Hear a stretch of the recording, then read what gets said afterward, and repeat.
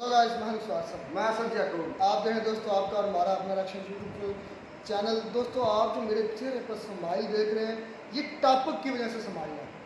जिस टॉपिक पर आज हम बात करने जा रहे हैं, उस टॉपिक की वजह से मेरे चेहरे पर ग्लो आ गया। टॉपिक क्या है? 72 हूर। अब इस पर तीन आई थिंक मुझे पैनल तीन का पैनल है। एक साइड पर 3 मुस्लिम है, स्कॉलर हैं, और 2-3 इसमें बाकी हिंदू हैं। 72 और जो होस्ट है वो भी आई थिंक मुझे लगता है हिंदू हैं, हिंदू ही हैं। देखते हैं दोस्तों, वीडियो बड़ी मज़ेदार होने वाली है, बड़ी मज़ेदार बहस होने वाली है। आप भी देखिए, फिर इस पर हम अपना वक़्फ़ भी देंगे, क्योंकि जब इस तरह की बात आती है तो मेरे सामने आ जाओ तो मैं जाने नहीं देता, ये आपको ही पता है। देखते हैं दोस्तों वीडियो। साथ ही साथ आइए आपको एक डिबेट ऐसी दिखा देते हैं। बहुत दिलचस्प डिबेट हुई थी इसी को लेकर के, और ये पूछा गया था कि महिलाओं को तो हूर मिल जाएगी, पुरुषों को हूर मिल जाएगी, महिलाओं को क्या मिलेगा? आइए दिखा देते हैं। रशीदी साहब आइए। आगे बताइए। बस यही रहिएगा जी बिल्कुल। आइए रशीदी, इधर आ जाइए। 72 हूरों वाली बात नहीं बताई कि वो 72 हूरों का जो बताया गया है मर्दों के लिए, वो क्या है? क्या वो अय्याशी नहीं है वहाँ पे? और तो कुछ नहीं बताया कि ना शॉपिंग मॉल है, ना लाइब्रेरी है। औरतों के लिए क्या है? फॉर एग्जाम्पल, मैं बहुत अच्छे काम करती हूँ, सारे इस्लाम के रूल फॉलो करती हूँ, मैं जन्नत में जाऊंगी, मुझे वहाँ क्या मिलेगा? आप जन्नत में उन 72 हूरों की सरदार होंगी, और वो शोहर आपके बड़ा एजाज क्या हो सकता है? वही शोहर आपके, तो ये सरदार होंगे। नहीं, इससे बड़ा एजाज क्या हो सकता है? आपके शोहर भी इससे काम करते होंगे। अगर दोनों आदमी सुन लीजिए, अभी सुन लीजिए, सुन तो लीजिए, पूरा सुन लीजिए। आप मैंने तो दिया हुआ सरदार रहेंगे। नहीं, बाकी लोग तो सुन लें। अरे मैंने इंटरव्यू दिया हुआ, मुझे क्या सुना रहे हैं आप? ये फिर वही बात आती है जैसे मैंने जवाब दिया कि ये दुनिया के अंदर उन अच्छे अमाल की जज़ा है, उन अच्छे अमाल का सब, वहाँ अय्याशी का तस्वुर भी नहीं कर सकता। मौलाना साहब, मर्दों के लिए 72 हूरें हैं और औरतों के लिए वही वाला शौहर जो यहाँ पर है, ये तो बड़ी गलत बात है। औरतों को भी कोई चॉइस दीजिए ना, औरतों के लिए भी कोई अट्रैक्शन रखिए। क्या औरतों का दिल नहीं है? ये क्या बात हुई? औरतों के लिए वही शौहर, अगर शौहर के साथ ना बनती हो, बेशक बहुत नेक हो, लेकिन इस दुनिया में शौहर ना पसंद हो, किसी तरीके से उसके साथ जो गुजारा कर लिया, वहां जाके फिर वही गले पड़ जाएगा। ये तो अजीब सी बात है।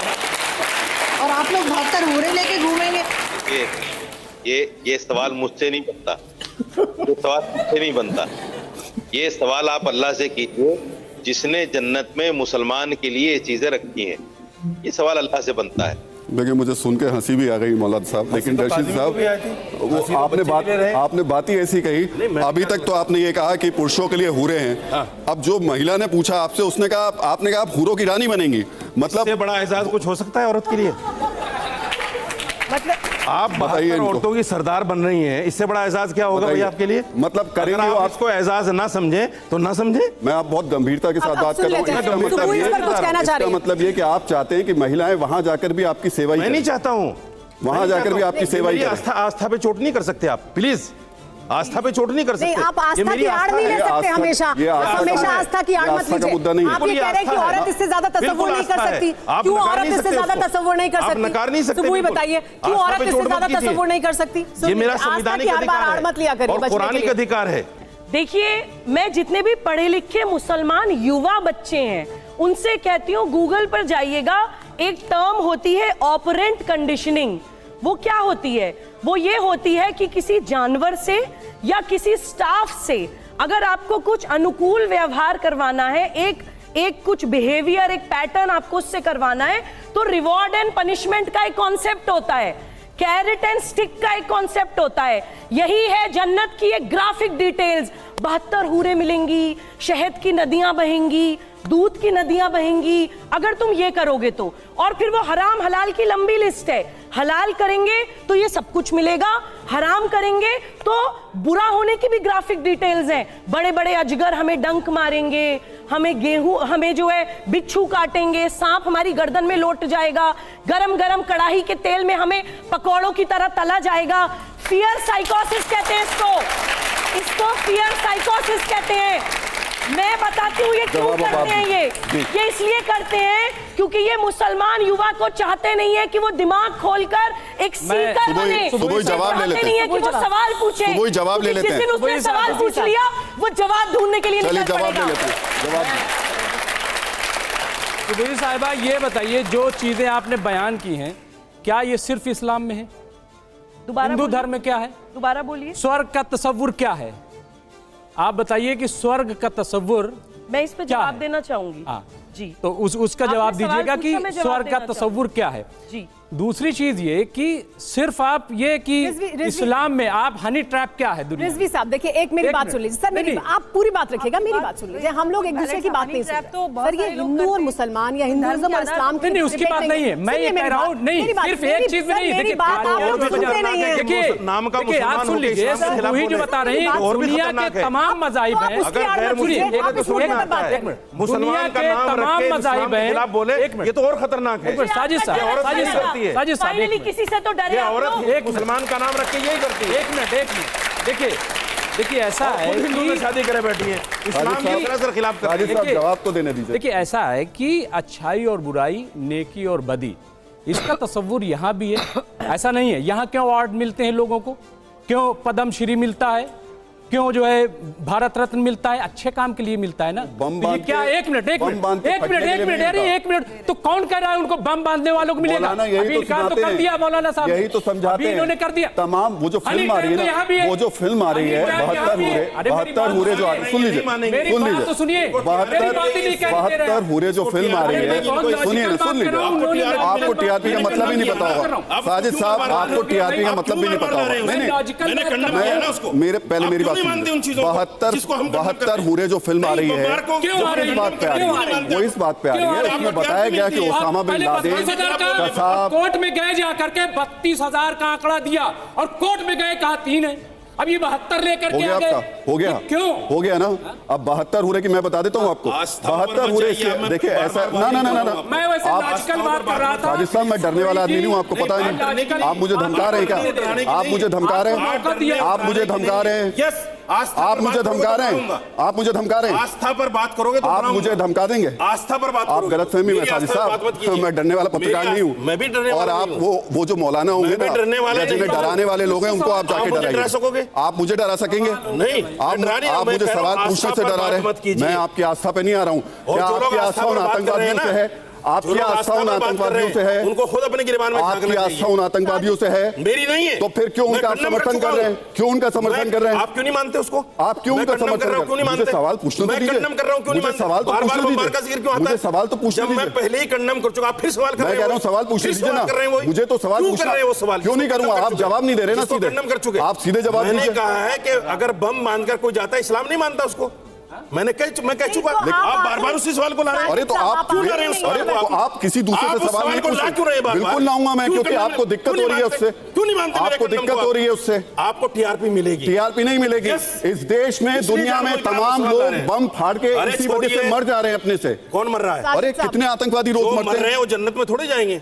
मैं खुले आलम कह रहे हैं ना आप ये बात? मैं कर रहा हूं खुले आलम कह रहे हैं ना ये बात? कह रहा हूं मैं कश्मीरी जिहाद को भी कंडम करता हूं, मैं पाकिस्तानी जिहाद को कंडम करता हूं, जिहाद को कंडम करता हूं, लेकिन आप मानोगे नहीं ना। आप लफ्ज़ आखिर नहीं है, मानोगे ही नहीं। आप आखिरी लफ्ज़ नहीं है। आपको इसी से टीआरपी मिलती है। आप आखिरी लफ्ज़ नहीं है। साजिद साहब आप यहाँ खड़े होकर के अगर किसी पत्रकार को टीआरपी का तो खेल है। ऐसा सुनिए ना, आप यहाँ खड़े होकर जब मुझे धमका सकते हैं, यहाँ खड़े होकर आप मुझे धमका सकते हैं, तो बाहर जाके आप क्या करेंगे मुझे ये बताइए ना।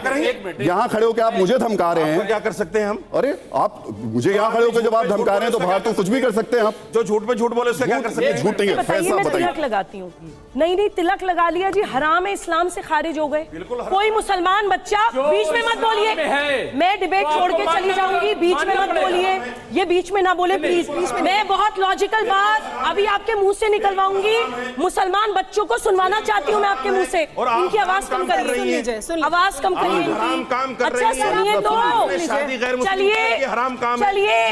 अरे और तो सुनिए आगे। जिंदगी जिना करेंगे आप इस्लाम की नजर में। सुन लीजिए, नहीं रहे। सुन लीजिए। आप हर किसी को क्यों धमका देती हैं?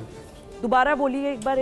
सुनिए सुबह एक बार दोबारा बोलिए, जिना शब्द एक बार दोबारा बोलिए, जिना शब्द एक बार दोबारा बोलिए, जिना शब्द एक बार दोबारा बोलिए, मेरी सीट पे आने की कोशिश मत कीजिए, जिना शब्द एक बार मेरी सीट पे कोशिश मत कीजिए, दोबारा बोलिए, मेरी सीट पे कोशिश आने की कोशिश मत कीजिएगा, जिना शब्द दोबारा बोलिए, चलिए अपने बाप की औलाद है तो जिना शब्द दोबारा बोल, अपनी औकात पे जाइए, जिना शब्द बोल, औकात पे जाइए, जिना शब्द बोल, इस्लाम ये कहता है, जिना शब्द इस्लाम के खिलाफ बात कर रहे हैं, आपसे तो expect करते हैं। ये जिना शब्द के लिए बात हम लोग आपसे एक्सपेक्ट करते हैं ना, अगर हम पढ़े लिखे लोग अगर ऐसे व्यवहार करेंगे, अगर हम ऐसा पढ़े लिखे लोग व्यवहार बदतमीजी करना करेंगे, सिखाता है आपको, इस्लाम ये सिखाता है कि आप बदतमीजी करें, अगर मैं ये इस्लाम है, ये आपका इस्लाम है, बताऊं तो बदतमीजी है, आप ये उदाहरण देना चाहते हैं, इस्लाम ये आप कहता है, जिस शब्द का इस्तेमाल कर रहे हैं, अगर कोई आप किसी महिला से किस शब्द का इस्तेमाल, ये देश संविधान से चलता है, ये देश कानून से चलता है, ये देश कानून से चलता है, कानून किसी को भी, मुझे इजाजत दी है, संविधान किसी को भी किसी से शादी की इजाजत देता है। अपने इस्लाम के प्रचार प्रसार मौलाना साहब, ये आपके हिसाब से नहीं चलता देश, ये देश संविधान के हिसाब से चलता है। संविधान में कोई भी महिला किसी भी धर्म के पुरुष से शादी कर सकती है, प्रचार प्रसार भी कर सकते हो, करिए ना प्रचार, तो आप किसी को गाली देंगे, आप किसी को गाली देंगे, कैसे शादी करेगी, आप किसी को गाली देंगे, ये कहता है वो जिना करेगी पूरी, साजिद साहब आप गाली देंगे किसी को, इस्लाम कह रहा है इस चीज को, साजिद साहब ये क्या मंच है, आपके इसका क्या प्रचार मतलब? प्रसार का मंच नहीं है ये, धमकी दे रहे हो, आप तो स्कॉलर है ना, नहीं आप विद्वान है ना, स्कॉलर हो जब भी तो इस्लाम बता तो रहा हूं, आप इस्लाम नहीं बता रहे हैं, आप धमका रहे हैं, आप गलत भाषा का इस्तेमाल कर रहे हैं। जो लड़की गलत सुन लीजिए, हिंदू लड़के से करेगी, सुनिए साजिद साहब ये आपके, आप ऐसे ही हिंदू मुसलमान करके देश को बांटते रहिएगा, मुसलमान नहीं, आप ऐसे ही देश को बांटते रहिएगा, आप ही के जैसे लोग जो है ना इस देश को बांटते रहेंगे। इस्लाम की खूबी यही हिंदू मुसलमान करिए, देश को बांटिए, इस्लाम में यही फर्क है, कोई फर्क, ये आपने बता दिया ना, पर चलते हैं, आपने बता दिया, कुरान पर चलते हैं हम, चलिए डिबेट पर आते हैं वापस डिबेट पर आते हैं, और एक बड़ा सवाल आपने है, सुना अभी तक, आपको लगता है कि मेरा एक सवाल है राहुल जी, 72 हूरों के साथ रुक जाइए, सेक्स करना जिना नहीं है, लेकिन स्पेशल मैरिज एक्ट में अपने देश के कानून के अंतर्गत शादी करना गुनाह है, 72 सेक्सुअल रिलेशनशिप बनाना जिना नहीं है, ये है आपकी गंदगी। फैज साहब मेरा सवाल आपसे सुन लीजिए, सवाल सुनिए, जो जैसा करेगा अरे रुक जाइए फैज साहब, मेरा सवाल आपसे ये कि दुनिया में तो ये बताते हैं कि आप कैसे आइडियल लाइफ जीजिए, आप एक महिला से शादी करें, आप शराब ना पिएं, आप ये तमाम हराम काम ना करें, और लालच ये है कि वहां जाकर आप वो तमाम हराम काम करने की आपको इजाजत होगी, क्या ऐसा है? बिस्मिल्लाहिर्रहमानिर्रहीम रब्बिश रहली सदरी व यस्सिर ली अमरी वहलुल उक़दतन मिन लिसानी यफ़क़हू क़ौली। मैं जो कुछ भी कहूँगा उसकी जिम्मेदारी मेरी है, स्क्रीन पे क्या चल रहा है इसकी जिम्मेदारी मेरी नहीं है। ध्यान से सुनिएगा, अरे साहब 2 मिनट बस सुन लीजिएगा, मेरी गुजारिश है, 120 सेकेंड बोलने दीजिए मुझे बस। आपने एक शब्द कहा था सर, सेक्स और भूख इंसान की बेसिक नीड है, तो वहाँ पे भी वो मिलेगा। हम इस्लाम को बहुत छोटा कर दे रहे हैं। यहाँ प्यारे प्यारे बच्चे बैठे हैं, स्टूडेंट बैठे हुए हैं, हमको बहुत अच्छा मंच राहुल भाई ने और इस टीवी ने दिया है, इनके सामने इस्लाम की छवि हम सुधार सकें। मैं आपको बताना चाहूँ, वहाँ किसी चीज़ की ऐसी ज़रूरत ही नहीं है, सेक्स और भूख वहाँ तो हम पूर्ण है, जहाँ कंप्लीटनेस है वहाँ किसी चीज़ की ज़रूरत नहीं है। हूर का कंसेप्ट इस्लाम में है। आप अपना इस्लाम ले आए क्या? मैं हूर का कंसेप्ट अपना इस्लाम सुन तो लेते हैं, आप दूसरे का पक्ष ही नहीं सुनना चाहते। हूर का कंसेप्ट बताइएगा क्या गलत है, हूर का बताइएगा ना क्या गलत है, पहले सुन तो हूर का गलत को नहीं, पहले उनकी सुन लीजिए, फिर आप बोलिए। जहाँ पे ऐसे नहीं होगा, ऐसे नहीं होगा, ऐसे आपके इस्लाम का कंसेप्ट इस्लाम में है। सुन लीजिए, हूर का कंसेप्ट इस्लाम में है, सुने बगैर हदीस के हिसाब से बताऊंगा सुमेरा जी, हूर का कंसेप्ट इस्लाम में है। तो सब बता रहे हैं हम लोग, सुन लीजिए ना। अब ये बता, हूर का कंसेप्ट इस्लाम में है, और हूर कहाँ है? जन्नत में। बेटा आप लोग ध्यान से सुनो, हूर कहाँ है? अरे यहाँ जन्नत में है भाई। और मैं आपको बताता हूं कि हदीस क्या कहती है कि जन्नत कहाँ है। हूर जन्नत में है, और जन्नत कहाँ है?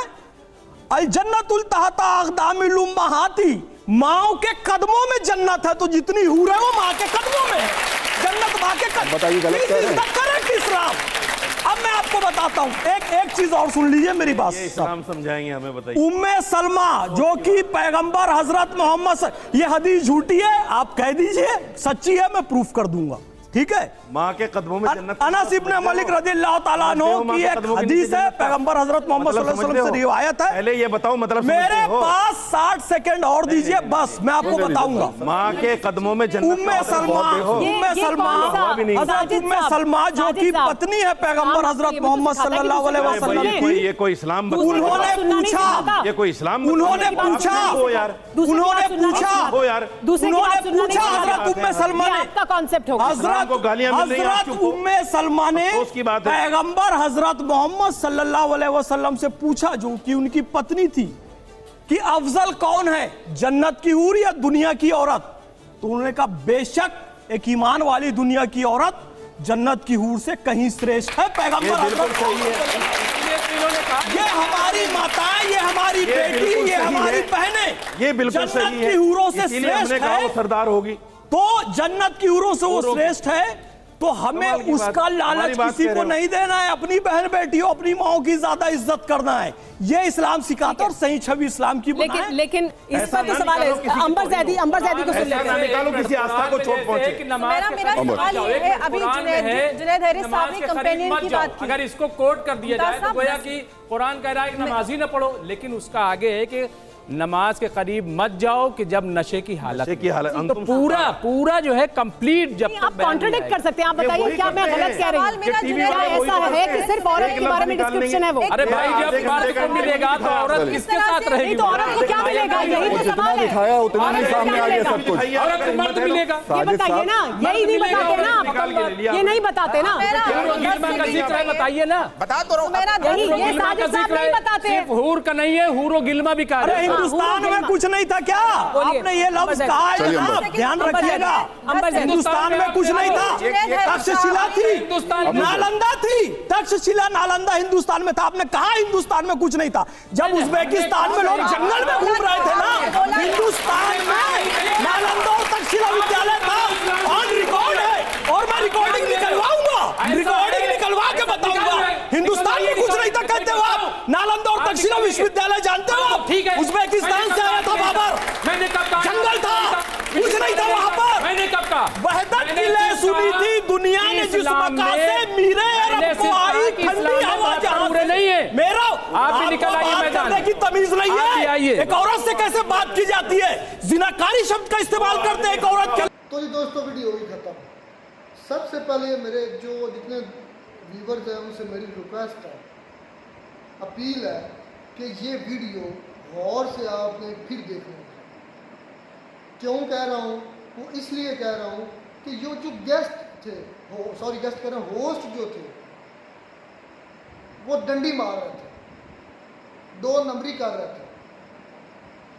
आप माने गौर से देखना और ईमान अपने दिल पर हाथ रख कर देखना, कसम उठा कर अपनी देखना किसी की जिसको आप मानते हैं, वो बहुत ज़्यादा बेईमानी कर रहे थे। बेईमानी क्या कर रहे थे वो मैं बताता हूँ।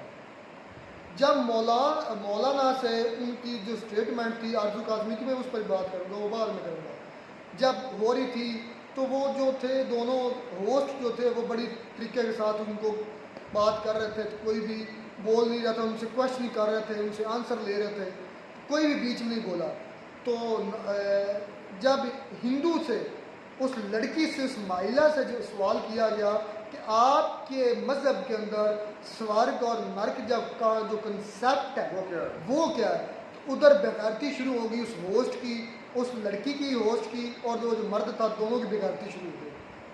आपको बुरी लग सकती है, सच ये गौर से देखना वीडियो। यहाँ पर ये फंसते थे, उन्होंने जवाब नहीं देने दिया, होस्ट ने नहीं जवाब देने दिया। वो शायद हिंदू लड़की जवाब देती, शायद उस तरफ आती, लेकिन उन होस्ट दोनों ने जो होस्ट कर रहे थे शो, उन्होंने बेगारती शो की, बहुत बड़ी बेगारती शो की, उन्होंने उनको जवाब नहीं देने दिया और बात कहीं और लेकर चले गए।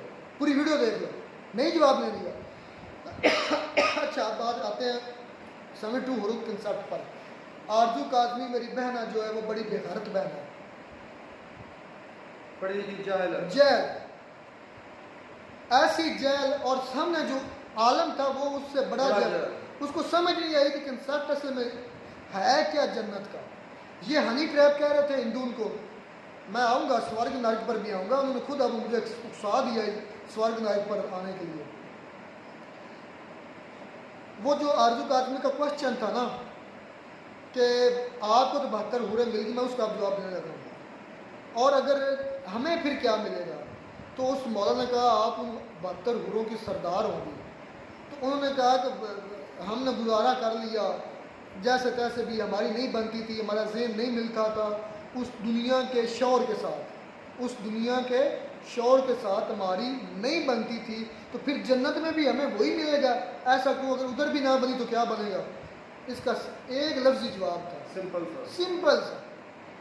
ये जो हमारी दुनिया है ना, इसका जो निज़ाम बिगाड़ा हुआ है, ये बिगाड़ा हुआ है शैतान ने, शैतान के वसवसों ने, शैतान के करिंदों ने, जो ये आजमाइश है।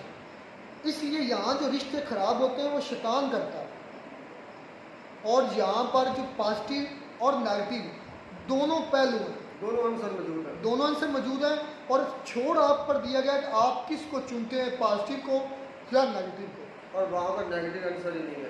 और उधर किसी को कबूल करना या किसी के साथ नफरत करना या किसी के साथ बुग़्ज़ रखना या किसी को बुरा देखना या किसी को बुरा लगना, यह वाला कंसेप्ट नहीं है।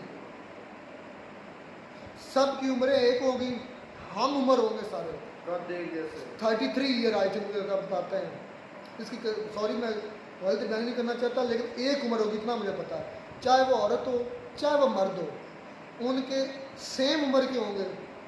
नेगेटिविटी का कंसेप्ट नहीं होगा। नेगेटिविटी की वजह से जो भी अब हमारे अंदर ऐसा साथ पैदा होता है जिसमें हमारे अंदर झूठ, कीना, बुग़्ज़, हसद, धोखाबाजी, करप्शन, दुनिया की जितनी बुराइयां हैं, नाचाकी, मियाँ बीवी की नफरत, एक दूसरे को पसंद ना करना, ये वाले उधर कीड़े ही हो, ये आंसर ही नहीं होगा। तो फिर जो सिर्फ और सिर्फ उधर एक आसाइश होगी, सिर्फ और सिर्फ उधर एक सुकून होगा, इसीलिए तो उसको जन्नत कहते हैं। और ये आपके अमाल का बदला है। ये सिंपल सा जवाब था इसका।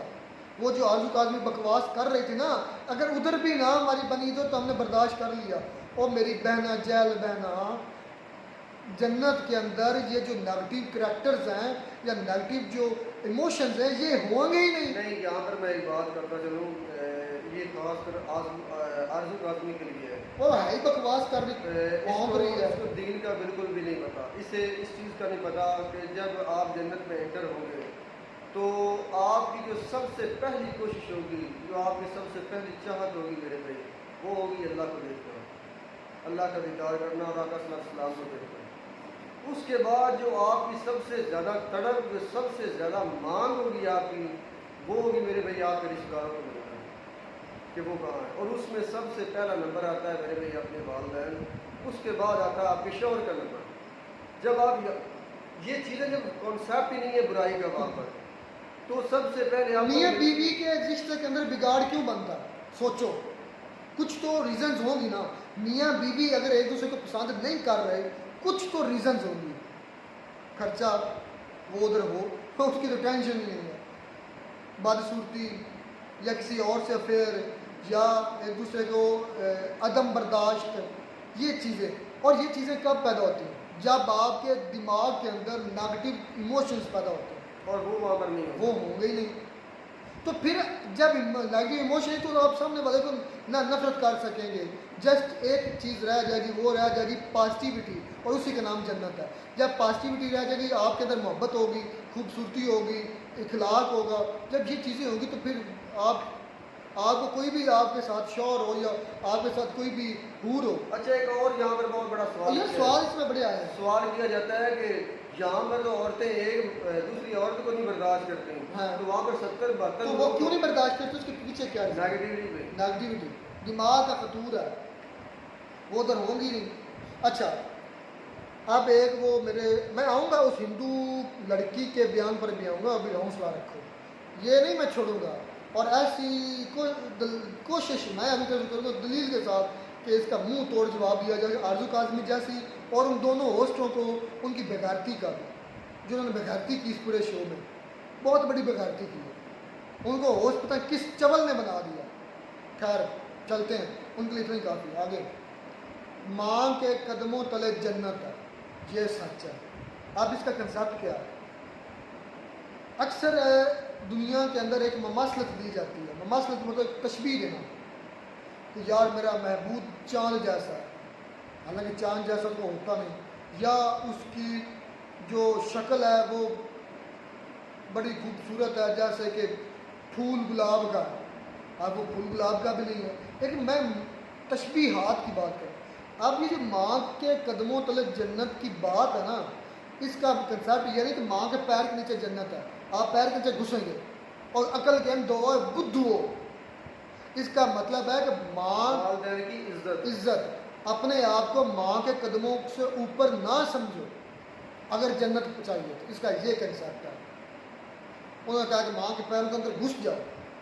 क्या यार, कुछ बंदे ऐसे होते हैं जो बिल्कुल भी ना जैसे पेंडू जागली, इतना जैल तो बच्चा भी नहीं है। यहाँ पर मेरे भाई एक चीज समझाएंगे इस्लाम में कि आपकी जो वालिदैन का रिश्ता है वो आपके लिए कितना जरूरी है। हाँ जी, उनके उसकी कदर कितनी ज्यादा है। असल में से भाई मसला ये है कि आप अपने आप को माँ के कदमों के ऊपर नहीं समझेंगे, आप अपने आप को कभी भी यही समझेंगे कि आप अपने माँ के कदमों के नीचे हैं। ये कंसेप्ट है, मतलब आप इतना उनके आगे झुके, इतना ज़्यादा उनकी रिस्पेक्ट करें कि आप उनको अपने कदमों उनके कदमों पर खुद को पाएं, काम उनके कदमों के नीचे। ये कंसेप्ट है, तब जाकर आप जन्नत में जाएंगे। यार क्या आलम आ गया, मुझे तो अफसोस हो रहा है इन जैसे लोगों को। ये बच्चे को भी बता दो कि क्या माँ के पाँव के नीचे जन्नत है, तो वो मुझे जवाब देंगे चाचू अंकल या सर। इसका मतलब ये है कि आप माँ के कदमों की इज्जत करें, माँ की इज्जत करें, उसकी रिस्पेक्ट करें, उसके अपने आप को उसके कदमों से नीचे समझें। अच्छा, ये कंसेप्ट आ गया। अब बात आती है मेन जो मेरे नज़दीक वीडियो का क्रक्स था, जो उन दो होस्टों ने चवल मारी है, बेगैरती की है। वो क्या हिंदुइज्म के अंदर क्या कंसेप्ट है? मरने के बाद खत्म, मरने के बाद कुछ नहीं है। 7 जन्म लेते हैं आप, तो 7 जन्म ले रहे हैं, नरक ले रहे हैं, स्वर्ग ले रहे हैं। क्या है? क्या वो जो सजा जजा नहीं है? क्या है वो? क्या वो कॉन्सेप्ट आपने इस्लाम से लिया? नर्क क्या है आपके नजदीक? स्वर्ग क्या है आपके नजदीक? बस ये मेरे सवाल है, इस पर मैं आगे क्रिटिसाइज नहीं करूँगा। जिस तरह आप हमें करते हैं ना, ये आप अपना छोटापन ज़ाहिर करते हैं, लेकिन हमें सिखाया गया कि आप दूसरे के मज़हब को हिट नहीं करना है। और मुझे अल्हम्दुलिल्लाह वो अपनी लिमिट याद है। जो सच्चा मुसलमान होगा ना, उसको अपनी लिमिट याद होगी कि हम नहीं कर सकते सामने वाले के दिल नजारी ना करो, उसके मतलब की बुराई करके। सिर्फ मैं सवाल छोड़े जा रहा हूँ, आपने तो कर दिया याशी का है, वो बड़े बड़े खलीस तरीन लफ्ज़ कमेंट्स में लिखते हैं जो मैं बयान भी नहीं कर सकता। तो फिर मुझे पता चलता है कि यार मैं इनके साथ कितना अच्छे तरीके से बिहेव करता हूँ। आज तक हमने हिंदुज़म पर कोई आज तक क्रिटिसिज्म नहीं किया, तो फिर ये इतने गिरे हुए हैं, इतने गलत गलीज कमेंट करते हैं जो मेरी सोच से भी बालातर होते हैं। तो फिर मुझे पता चल जाता है कि इनकी ख़ानदान कैसा है, इनकी तरबियत कैसी है, इनका जो म्यार है वो कैसा है। फिर मुझे बोलने की ज़रूरत नहीं होती, मुझे पता चल जाता है। अच्छा, नाम मैं नोट कर लेता हूँ, डायरी है, नाम नोट, ये इस ख़ानदान से तल्लुक़ रखता है। जो जिस तरह का कमेंट करता है उसका नाम लिख लिया जाता है। भाई यहाँ पर मैं एक मिसाल देता चलो, यहाँ पर एक मुसलमान बादशाह गुजरे मेरे स्कूल में, तो उसने ऐलान किया कि जो आदमी मुझे हज़रत खिज़र अलैहिस्सलाम की ज़ियारत करवाए दिखाए, मैं उसको मुँह मांगा। सर भाई कहीं और जा रहे हो आप, अक्सर वीडियो से निकल जाते हो। नहीं निकला नहीं, आपकी उस बात पर आता हूँ कि जो जैसा है वो वही वैसा सोचेगा। अच्छा, एक भूखा आदमी है, उसके पास कुछ नहीं, वो कहता है कि बादशाह को मैं आपको ज़ियारत करवा दूँगा, आप मुझे ना 3 महीनों का टाइम दें, मुझे एक कमरा दें, मेरे घर वालों को खाना खिलाएं, मुझे भी खाना खिलाएं, तो मैं आपको ज़ियारत करवाऊँगा। 3 महीनों के बाद मुफ्त बात यह है कि वो कहता है कि बादशाह इस्लाम में बात यह है कि मैं भूखा था और मेरे घर वाले भी भूखे थे, तो हमने अपनी भूख मिटाने के लिए आपसे एक झूठ बोला, लेकिन आपकी शहनशाही इतनी ज़्यादा है कि हमारे खाने से आपको फ़र्क नहीं पड़ता, तो लिहाजा हमें माफ़ कर दिया जाए। तो 3 वज़ीर थे उसके, एक बोला, उससे पूछा तो उसने कहा कि इसे काट दो, इसके छोटे छोटे टुकड़े करके कुत्तों को डाल दो। आपने एक बुजुर्ग बैठा तो उसने कहा कि ठीक है, आपने ये बात बिल्कुल ठीक किया। दूसरे से पूछा तो उसने गालबन कहा कि इसको फांसी दे दो। वो बुजुर्ग फिर वही बोला, उसने कहा कि ये अपनी बात में सच्चा है। तीसरे से पूछा, उसने कहा कि छोड़ दो। क्योंकि बादशाह सलामत आपके खजाने में कोई कमी नहीं है, आपका खजाना बहुत बड़ा है। तो उसने फिर वो तीसरा बोला है, शख्स बुजुर्ग बोला कि इसने भी ठीक कहा।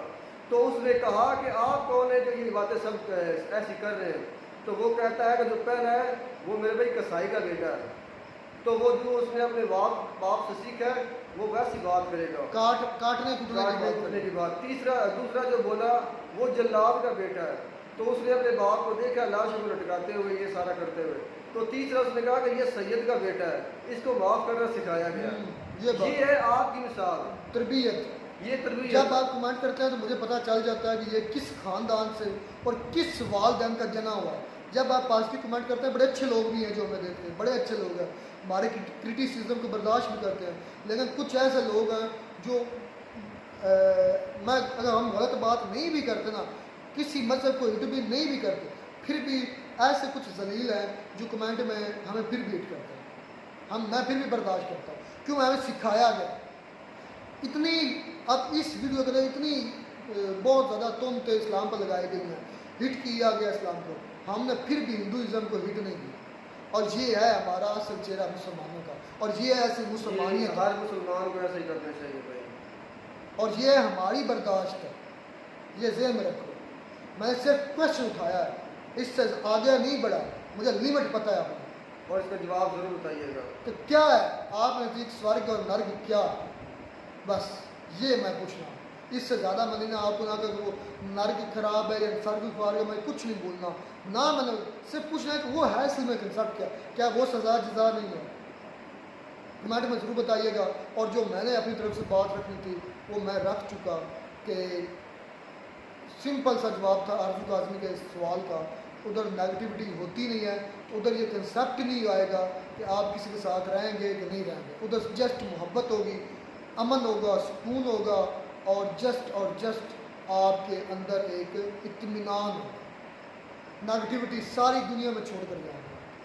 मिलते हैं नई वीडियो में, नाडा साथ। God bless.